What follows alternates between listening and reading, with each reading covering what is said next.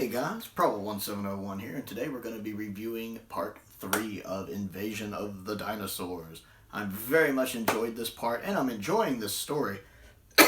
First off, I'm loving Sarah Jane in this story. Sarah Jane is all about doing stuff and getting stuff done. She is taking charge in this story. I feel like the third Doctor's playing second fiddle to Sarah in this story. Elizabeth Sladen is great in this. I like that she is definitely taking a I'm going to go do stuff approach to this. She kind of reminds me of Joe a lot in this. Very much, you're not going to just leave me here. I'm going to go find something to do. Go have some fun.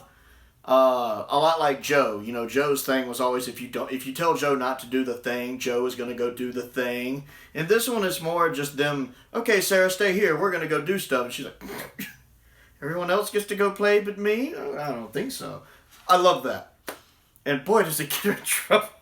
But I like it because there's a lot of times in Classic Who where even Sarah, even though she's my favorite companion, she kind of got relegated to, 2D sidekick or damsel in distress, need the Doctor to help her. So I like when I see her doing stuff like she is in this story, even though it nearly gets her killed. And the fact that she's obviously on the trail to something, that, she's a journalist. She's supposed to find answers. That's what she does. It's literally her job. And she has a very inquisitive nature anyway. So when she starts like, no, we need to check out this scientist is important, people start trying to shut her up.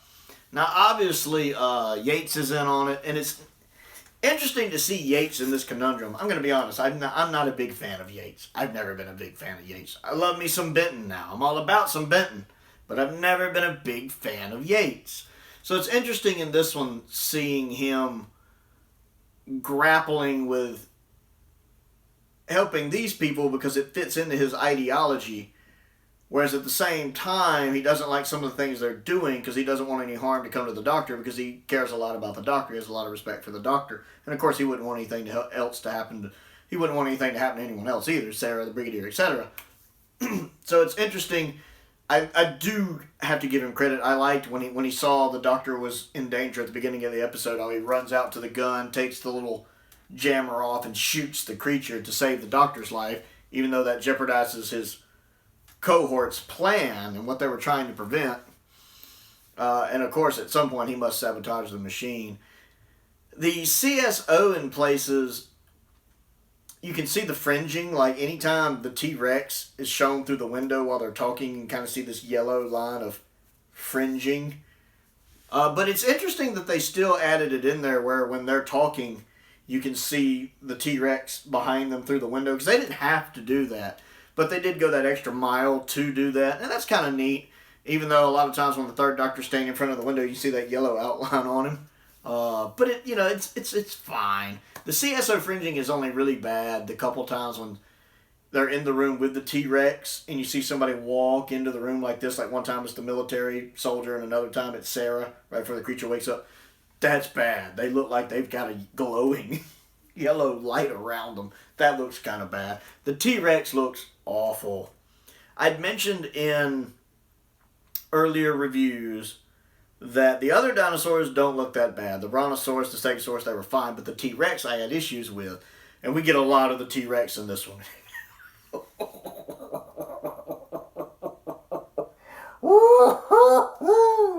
It's bad. It waking up, when it's trying to destroy the place. I did like when it burst through the brick wall. I don't know why, but I did enjoy that. When it pops through the brick wall, I was cool with that. The way it edits to Pertwee being by the wall and then the shot of it coming through, that works for me. That was pretty cool. But the actual effect of it waking up and kind of thrashing its tail, I'm sitting there going, that's bad. I mean, I wasn't laughing about it, but I was like, that's bad. I see what people mean. That's bad. But the story is good enough that it overcomes that. Sometimes Classic Who can't do that. Power of Crawl is a decent story, but the effects just kill it. Here's not the case. The story is so good that I'm able to overcome the failings of the dinosaur effect, especially that T-Rex effect. I'm enjoying everything going on there. Now, the general I've been wondering on, I couldn't tell if he's actually one of the bad guys or if it's trying to mislead me into thinking he's one of the bad guys. Because it does seem to be going out of its way with his demeanor and stuff that's a bad guy. You can't trust him. He might be a general, but he's bad. But then I kind of wondered if the story might just be trying to be clever and using him as a red herring. But then again, he does give Sarah that note and send her on her way, so it kind of makes you think, yeah, he's a bad guy. He lets her go get her stuff, get back, and then locks her in. But again, it still could be a red herring. So I'm leaning toward General's also a bad guy, but it could be trying to fake me out. Now, I'd kind of figured the more posh political guy was a bad guy, even though the doctor liked him, simply because, it mentioned when it first introduced him that he's the guy who wrote, like, A Super Friendly Earth or whatever it's called. So it doesn't really try to hide the fact he's bad. So when he does turn out to be bad, I kind of see it coming. I mean, there was a second where I'm like, maybe I'm wrong when Sarah goes to talk to him, but then as soon as he asked her, so what does the doctor or the brigadier think? She's like, oh, I haven't told anyone yet. I just came to see without telling anyone. I'm going to wait till I'm sure. I'm like, oh, you shouldn't have said that. Sure enough, they go into that room, and he's like, yeah, let's look. Oh, there's nothing here. Oh, look, here we go, and a map. She's like, wait, that's this building. And you realize they're in an elevator and underground. I'm like, I knew he was a bad guy. Knew it. And I'm also enjoying seeing the one actor playing, again, one of the scientists who's also in several other stories. I think he plays Niter in Genesis of the Daleks, I believe. And I know he's also in the Silurians, because he's the guy who runs the little base in the Silurians and just hates the Brigadier being there. And finally just kind of goes mad and snaps at him right before he dies. That guy, I like that actor. Whenever he shows up in Doctor Who, I'm like, I like that guy. I don't know his name, but I like him. Which I think he's the same guy who plays Niter. I'm not 100% certain, but I think that's him. It's hard to tell with the glasses. But he's really good. I always enjoy seeing him in Doctor Who. So I'm enjoying that as well. The third Doctor's still good in this. I like when he's like, where's Sarah? Oh, I think maybe she went off and, get dinner with the general. I didn't really think they went on. And then when he finds out she left the general's car, he's like, I didn't see that coming. I don't know why, but that amused me. But while the Doctor is still in this episode and he's still doing stuff, I feel like he takes a backseat to what's going on with Sarah. And I like that. I like that Sarah getting some time to shine in this one. She really is getting more to do in what I've seen her in Time Warrior and here than she would later in Classic Who in a lot of stories. And I'm enjoying that. I'm enjoying that a lot because I like Sarah Jane a lot. So that's my thoughts on Part 3. I'm halfway through the story. I'm very much enjoying it, even with the bad dinosaur effects. As most people say, the effects are kind of cringe, but the story overcomes it because it's so good. I would like to know what you think of Part 3 of Invasion of the Dinosaurs, so comment down below and let me know. Other things to do while I have you here. Go ahead and click the like button and the subscribe button. It's free and it helps me out. Helps me beat that nasty YouTube algorithm. I also want to mention, I just found out about the passing of David Warner. That actually happened today as I'm recording this, and I am sad to hear that. If there is ever an actor that should have played a TV Doctor, I think he definitely would have been up there on one of them. He would have made a phenomenal Doctor on television, I think.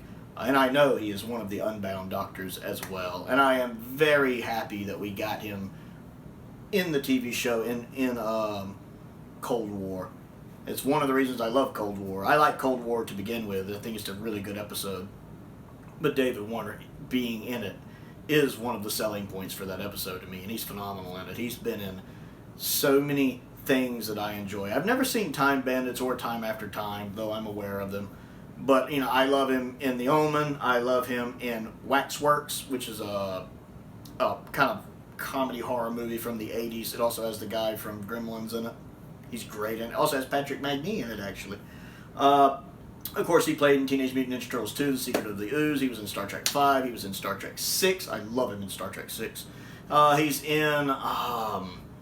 was it Chain of Command in The Next Generation? The one when McCoy's like, there are 4 lights! He plays the Cardassian in that.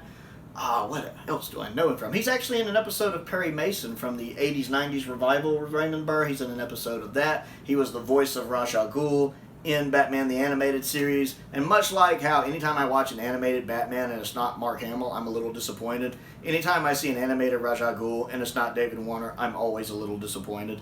And Tron, he's in Tron. I love Tron. He plays like 3 different characters in Tron, because I think he voices the main bad computer, the MCP or MPC or whatever it's called. I think he voices it too. I love the original Tron. I love the second Tron too, but I love the original Tron. And he's one of those actors who's been in so many things I like. There's no way I'm going to remember them all. After I get done, there are more that will click in my head, I just know. So I did want to say that I was very upset to hear about that.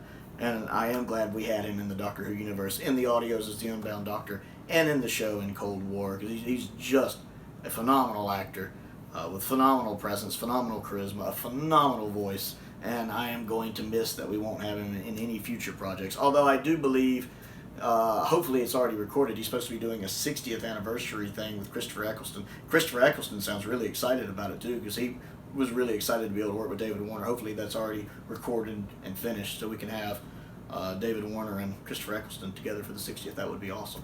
Other things to do while I'm here, I also have a Patreon if you would like to support me on that. There's a link to that down in the description below.